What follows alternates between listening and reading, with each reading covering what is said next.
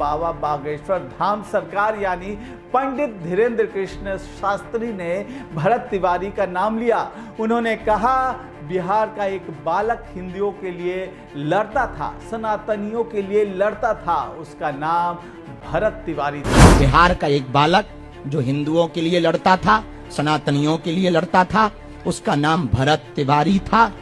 Bharat Bhushan Tiwari encounter मामले ने एक नया मोड़ ले लिया है।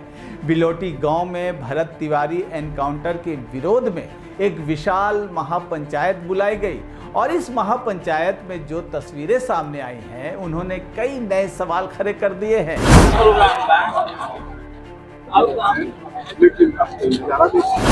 भरत तिवारी एनकाउंटर मामले में बिलोटी की महापंचायत ने यह साफ कर दिया है कि लोगों के मन में अभी भी कई सवाल हैं। लोग जवाब चाहते हैं, लोग सच्चाई चाहते हैं और लोग चाहते हैं कि जांच पूरी पारदर्शिता के साथ हो। अब देखना होगा कि आने वाले दिनों में न्यायिक जांच का निष्कर्ष क्या निकलता है और क्या बिलोटी से उठी यह आवाज आगे और बड़ी होती है। आप सभी साथी जो यहाँ जुटे हुए, बिहार के भोजपुर जिले के शाहपुर में हुए उस एनकाउंटर की बात करेंगे जिसने सिर्फ बिहार ही नहीं बल्कि पूरे देश में बहस छेड़ दी है। अब इस मामले में बाबा बागेश्वर धाम सरकार यानी पंडित धीरेन्द्र कृष्ण शास्त्री की एंट्री हो चुकी है। उन्होंने भरत तिवारी को सनातनियों के लिए लड़ने वाला बताया और पूरे मामले की जांच की मांग कर दी है। लेकिन सबसे बड़ा सवाल, क्या ये एक वैध पुलिस मुठभेड़ थी या फिर सरेंडर के बाद हुई कार्रवाई पर भी गंभीर सवाल उठ रहे हैं। आज हम इसी पूरे मामले को विस्तार से समझेंगे। अब बात उस बयान की जिसने इस पूरे मामले को राष्ट्रीय चर्चा का विषय बना दिया है। महाराष्ट्र में आयोजित एक दरबार के दौरान बाबा बागेश्वर धाम सरकार यानी पंडित धीरेन्द्र कृष्ण शास्त्री ने भरत तिवारी का नाम लिया। उन्होंने कहा, बिहार का एक बालक हिंदुओं के लिए लड़ता था, सनातनियों के लिए लड़ता था, उसका नाम भरत तिवारी था। उन्होंने ये भी कहा कि यदि भरत अपराधी था तो उसे न्यायपालिका से दंड मिलना चाहिए था। बाबा बागेश्वर ने मुख्यमंत्री से विशेष जांच कराने की मांग भी की और फिर उन्होंने रामचरितमानस का उदाहरण देते हुए कहा, यदि कोई शरण में आ जाए तो उसका वध नहीं किया जाता। अब सवाल ये है, क्या किसी धार्मिक और लोकप्रिय संत का ऐसा बयान जांच को प्रभावित कर सकता है या फिर ये सिर्फ एक सामाजिक प्रतिक्रिया है? क्या ऐसे बयानों से जनता की राय प्रभावित होती है?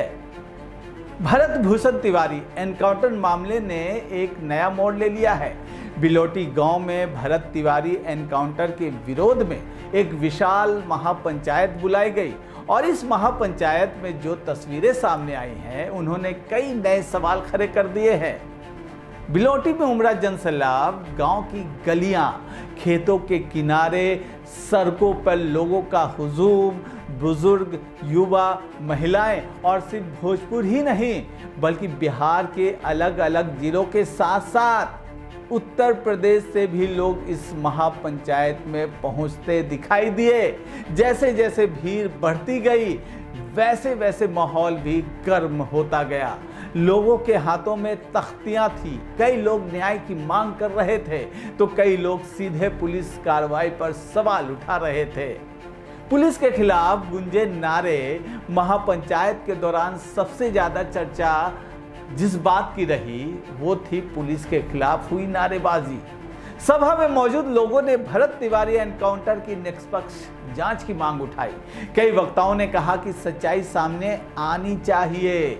कुछ लोगों ने आरोप लगाया कि पूरे मामले में कई सवालों के जवाब अभी तक नहीं मिले हैं और यही कारण है कि लोगों का आक्रोश लगातार बढ़ता दिखाई दे रहा है।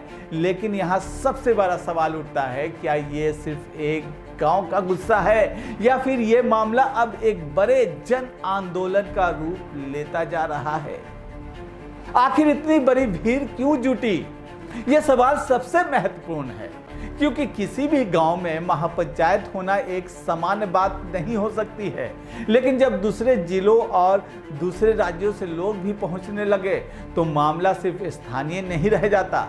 क्या लोग भरत तिवारी को एक पीड़ित के रूप में देख रहे हैं? क्या उन्हें लगता है कि मामले में पूरी सच्चाई सामने नहीं आई है, या फिर सोशल मीडिया पर चल रही बहसों ने इस जन समर्थन को और बड़ा बना दिया है? इन सवालों के जवाब आने वाले दिनों में और स्पष्ट हो सकते हैं।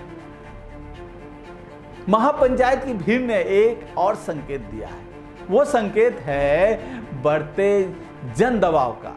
पहले से ही इस मामले में पुलिस अधिकारियों पर कार्रवाई हो चुकी है। कई पुलिसकर्मी निलंबित किए जा चुके हैं। एसडीपीओ को लाइन हाजिर किया जा चुका है। न्यायिक जांच आयोग के गठन का फैसला भी लिया जा चुका है। लेकिन क्या ये सब लोगों को संतुष्ट कर पाया है? शायद नहीं, क्योंकि अगर संतोष होता तो बिलौटी में इतनी बड़ी महापंचायत शायद नहीं होती। सबसे बड़ा सवाल अब है, सवाल सिर्फ भरत तिवारी तक सीमित नहीं रह गया है। सवाल यह है कि क्या जनता को जांच प्रक्रिया पर भरोसा है? क्या लोग मानते हैं कि उन्हें पूरी सच्चाई बताई जा रही है? क्या ये महापंचायत आने वाले दिनों में किसी बड़े आंदोलन की शुरुआत साबित हो सकती है? इन सवालों के जवाब अभी भविष्य के गर्भ में है। लेकिन इतना जरूर है कि बिलौटी गांव से उठी आवाज अब सिर्फ गांव तक सीमित नहीं रही। उसकी गूंज बिहार की राजनीति, प्रशासन और सामाजिक विमर्श तक पहुंच चुकी है। भरत तिवारी एनकाउंटर मामले में बिलौटी की महापंचायत ने यह साफ कर दिया है कि लोगों के मन में अभी भी कई सवाल हैं। लोग जवाब चाहते हैं, लोग सच्चाई चाहते हैं और लोग चाहते हैं कि जांच पूरी पारदर्शिता के साथ हो। अब देखना होगा कि आने वाले दिनों में न्यायिक जांच का निष्कर्ष क्या निकलता है और क्या बिलौटी से उठी यह आवाज आगे और बड़ी होती है। आज हजारों लोग भरत तिवारी को सामाजिक कार्यकर्ता बता रहे हैं। कुछ लोग उन्हें हिंदुत्व की आवाज कह रहे हैं। वही दूसरी तरफ ऐसे लोग भी हैं जो पुलिस कार्रवाई को सही ठहरा रहे हैं। लेकिन क्या सोशल मीडिया किसी व्यक्ति को अपराधी या नायक घोषित करने का मंच होना चाहिए? क्या जांच पूरी होने से पहले फैसले सुना देना उचित है? क्या हम तथ्यों से ज्यादा भावनाओं के आधार पर निर्णय लेने लगे हैं? ये सवाल सिर्फ इस मामले से नहीं जुड़े हैं, ये सवाल पूरे समाज से जुड़े हैं। इस पूरे मामले में सरकार ने त्वरित कार्रवाई की है। पहले जांच, पुलिसकर्मियों को निलंबित किया गया है, 5 पुलिसकर्मियों को। फिर जगदीशपुर के एसडीपीओ राजेश कुमार शर्मा को लाइन हाजिर कर दिया गया। उनकी जगह नए एसडीपीओ पंकज कुमार मिश्रा की नियुक्ति की गई। अब यहाँ भी सवाल उठता है, अगर पुलिस कार्रवाई पूरी तरह नियमों के तहत हुई थी तो फिर इतनी बड़ी प्रशासनिक कार्रवाई क्यों? क्या यह सिर्फ एक नियमित प्रक्रिया है या फिर सरकार को भी मामले में कुछ गंभीरता नजर आ रही है? हालांकि लाइन हाजिर होना सजा नहीं माना जाता, ये एक प्रशासनिक प्रक्रिया होती है। लेकिन ऐसे मामलों में इसका संदेश क्या जाता है, ये सवाल भी महत्वपूर्ण है। सरकार ने न्यायिक जांच आयोग गठित करने का फैसला किया, यानी अब पूरे मामले की जांच न्यायिक प्रक्रिया के तहत होगी। लेकिन यहाँ भी कुछ सवाल हैं। क्या फेसबुक लाइव का पूरा डेटा जांच में शामिल होगा?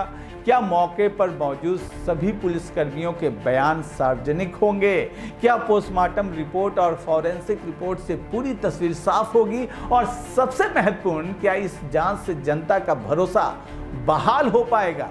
भरत भूषण तिवारी एनकाउंटर अब सिर्फ एक पुलिस मुठभेड़ का मामला नहीं रह गया है। ये कानून, न्याय, पुलिस कार्रवाई, सोशल मीडिया और राजनीति के बीच खड़े कई सवालों का मामला बन चुका है। एक तरफ पुलिस का पक्ष है, दूसरी तरफ परिवार के आरोप हैं, बीच में सोशल मीडिया की बहस है और अब बाबा बागेश्वर जैसे बड़े धार्मिक चेहरे का बयान भी सामने आ चुका है। लेकिन अंतिम सच क्या है, इसका जवाब केवल निष्पक्ष जांच ही दे सकती है।